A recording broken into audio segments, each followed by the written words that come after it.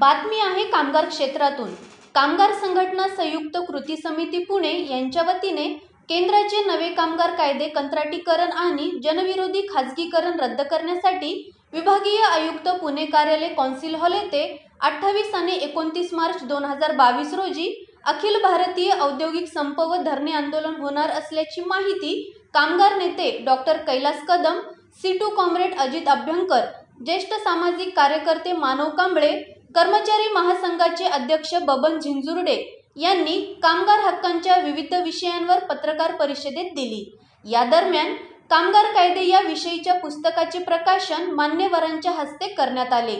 यावेळी मनोहर गडेकर, कॉम्रेड अनिल रोहम, वसंत पवार, आशा कांबळे, रघुनाथ ससाने, चंद्रकांत तिवारी, उमेश बांदल, माया वाकडे, शुभांगी चव्हाण, अभिमान भोसले, मनोज माचरे, किरण भुजबळ, नितीन समगीर उपस्थित होते।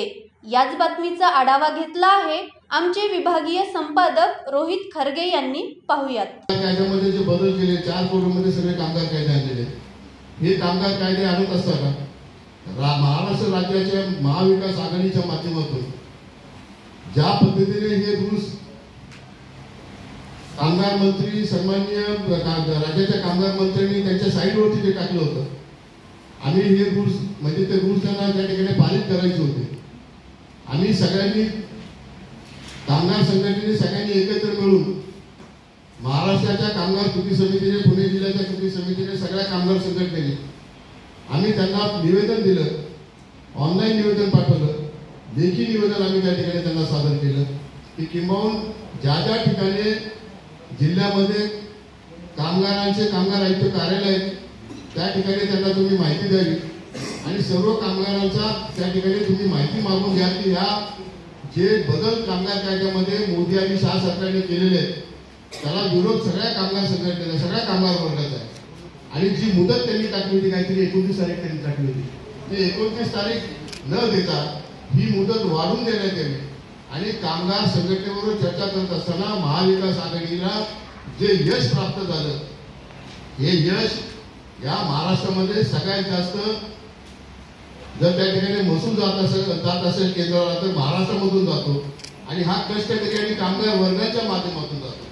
आणि देशामध्ये हा संप करत असताना एक्झॅक्ट म्हणजे देशामध्ये ह्या कामगार क्षेत्रामध्ये, ह्या पुण्यनगरीमध्ये, पिंपरी चिंचवड शहरामध्ये, पुणे जिल्ह्यामध्ये, पुणे शहरामध्ये जो मोठ्या प्रमाणात कामगार वर्ग या ठिकाणी राहतो, कष्टकरी वर्ग राहतो, त्यांना या देशामध्ये आरूढ झालेलं मोदी आणि शाह सरकार यांनी कामगार कायद्यामध्ये काय बदल केलेले आहेत त्याची माहिती सगळ्यात शेवटच्या घटकाला माहिती व्हावी म्हणून काही पुस्तक आम्ही या ठिकाणी बनवलेले आहे।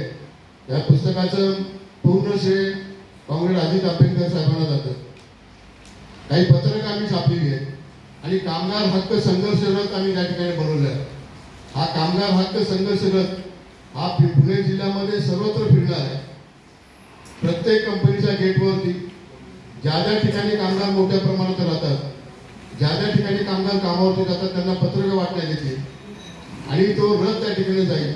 आमची सभा एक पिंपरीमध्ये होणार आहे, डॉक्टर बाबासाहेब आंबेडकर चौकामध्ये, पुतळा बाबासाहेब आंबेडकरांच्या पुतळ्यासमोर आज रथाचं त्या ठिकाणी उद्घाटन होईल।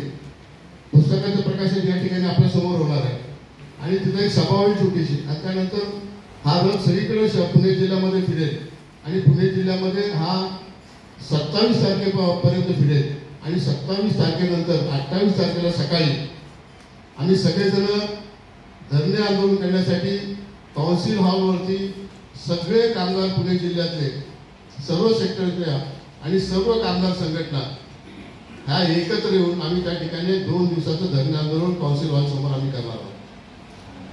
हे धरणे आंदोलन यासाठी करणार आहोत की कामगार वर्गाच्या ऐक्याचा हुंकार असणार आहे।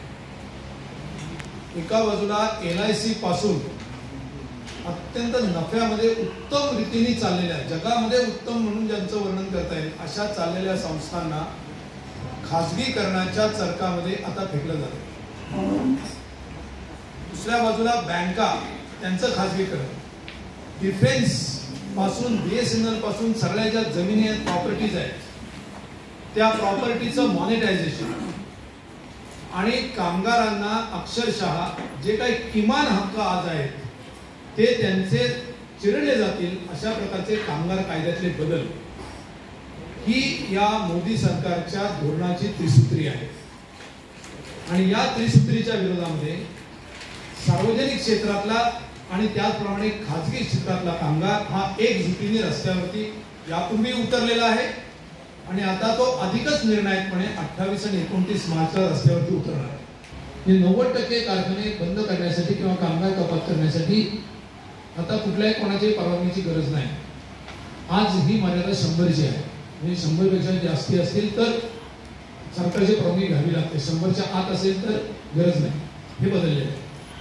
कामगारांना शिस्तीचे मनमानी नियम 300पेक्षा कमी कामगार असतील तर आस्थापना करू शकतो.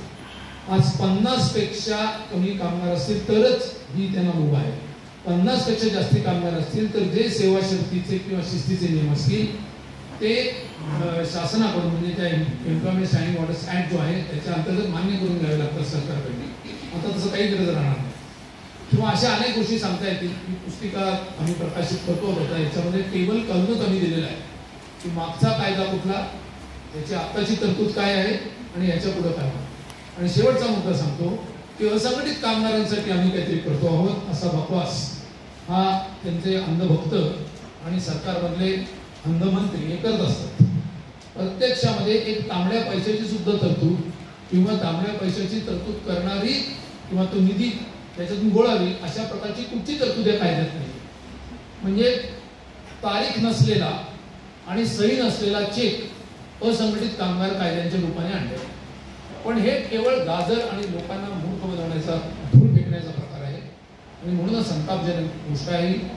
याच्या विरोधामध्ये मी संप करतोय आणि आमच्याबरोबर पोस्ट रेल्वेचे लोक प्रत्यक्ष संपात येणार नाहीत परंतु ते पाठिंबा देत आहेत. डिफेन्सचे लोक पण आमच्या बरोबर आहेत. LIC, बँका, त्यानंतर अन्य सर्व सार्वजनिक क्षेत्र ही याच्यामध्ये मोठ्या प्रमाणामध्ये उतरणार आहेत. अंगणवाडी असेल, रिक्षा असेल किंवा बांधकाम कामगार असतील, अगदी घर कामगार असतील हे सुद्धा याच्यामध्ये मोठ्या संख्येने उतरणार आहेत. किंवा आणखी कामगारांच्या विरोधामध्ये निर्णय घेण्याची जी प्रक्रिया आहे, महागाई आहे, बाकीचे बेरोजगारी आहे, या सगळ्या प्रश्नांमध्ये जनतेचा जो आक्रोश आहे तो आक्रोश केंद्र सरकारपर्यंत परिणामकारक पद्धतीने पोहोचावा यासाठी म्हणून ज्या संघटितपणे हा लढा करण्याचं सर्व क्षेत्रातल्या कामगारांनी, कष्टकऱ्यांनी, असंघटित क्षेत्रातल्या कामगारांनी, कष्टकऱ्यांनी आणि जसं सांगितलं सरकारी क्षेत्रामधल्या खाजगी क्षेत्रामध्ये सर्व कामगारांनी, कर्मचाऱ्यांनी हा संप यशस्वी करण्याचं निश्चित केलेलं आहे.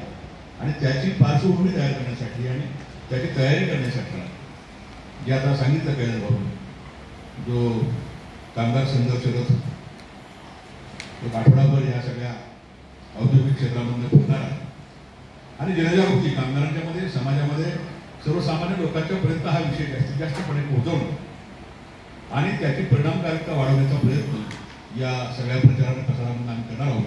आणि 28 आणि 29च्या दरम्यानमध्ये त्यांनी जो आगामी काळामध्ये आंदोलनाची दिशा ठरवली आहे तेव्हा खाजगी क्षेत्रामध्ये बदल होत असताना सरकारी क्षेत्रामध्ये पण फार मोठ्या प्रमाणात बदल व्हायला लागलेले आहेत. आणि त्याच्यामध्ये सगळ्यात महत्त्वाचे बदलमध्ये सरकारी क्षेत्रात सुद्धा प्रचंड मोठ्या प्रमाणात खाजगीकरण म्हणता येईल किंवा ठेकेदारी पद्धतीने कामकाज देऊन कर्मचाऱ्यांची एक प्रकारे होणारी पिळवणूक असेल आणि कर्मचाऱ्यांचा जुन्या पेन्शनचे मुद्दे असतील, अनेक असे मुद्दे आहेत त्या सरकार दरबारी प्रलंबित आहेत. ही प्रश्न याच्यामध्ये समाविष्ट करून घेतलेले आहेत आणि मुळात कामगार कायद्यामध्ये होणाऱ्या बदलाचा परिणाम हा देशातल्या सर्वच घटकातील कामगारांच्यावरती होणार आहे.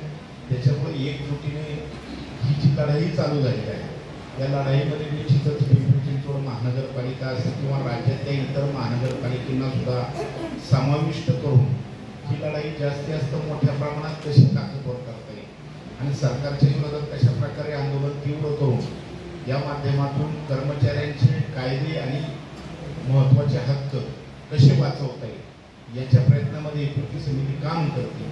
आणि या कृती समितीला पिंपरी चिंचवड कर्मचारी महासंघाच्या वतीने आम्ही पूर्णपणे ताकद देणार आहोत. आगामी काळामध्ये ज्या ज्या ठिकाणी आंदोलनं असतील आणि कर्मचाऱ्याच्या हिताच्या प्रश्नाकरता ज्या ज्या ठिकाणी कृती समिती योग्य मार्गाने पुढे जाईल त्याच्या वेळेस आमचं संघटन हे त्यांच्या बरोबर असणार आहे. मुळात आमचं संघटन म्हणण्यापेक्षा आम्ही त्याचा एक भाग आहोत आणि मुळात कर्मचाऱ्यांचे कायदे वाचवणे म्हणजे प्राण वाचवण्याचा प्रकार आहे आणि या सगळ्या गोष्टीमध्ये निश्चितच आम्ही त्यांच्याबरोबर या पुढच्या काळातही असणार आहे, आताही आहोत. पत्रकं छापलेली आहेत. कामगार कायद्यामध्ये काय बदल झालेले आहेत ते कामगारांच्या आणि कष्टकऱ्यांच्या शेवटच्या घटकापर्यंत जावेत ही प्रामुख्याने आमची भूमिका आहे.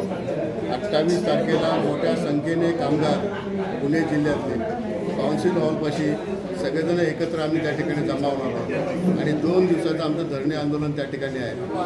त्यामुळं ज्या पद्धतीने मोदी आणि शाह सरकारने केंद्रात देशातील कामगार आणि कष्टकऱ्यांना आणि शेतकऱ्यांना रस्त्यावरती आणण्याचं काम केलं आहे, जो घाट घातला आहे त्याला पूर्णपणे विरोध करण्यासाठी 28 आणि 29 तारखेला देशभरातले पुणे जिल्ह्यातले सगळे कामगार वर्ग एकत्र आम्ही त्या